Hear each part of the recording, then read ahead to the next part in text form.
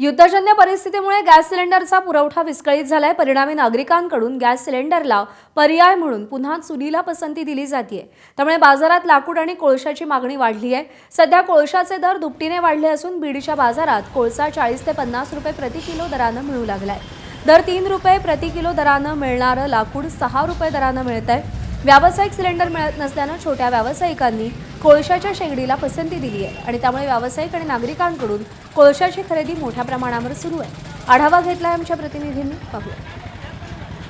Gas सिलेंडरचा पुरवठा विस्कळीत झाल्यानं आता लाकूड आणि त्याबरोबरच कोळशाची मागणी जी आहे ती वाढू लागलेली आहे। सध्या मी बीडमध्ये उभा आहे। हे जुनं बीड आहे, ज्या ठिकाणी कोळशाची विक्री जी आहे ती गेल्या अनेक वर्षांपासून केली जाते।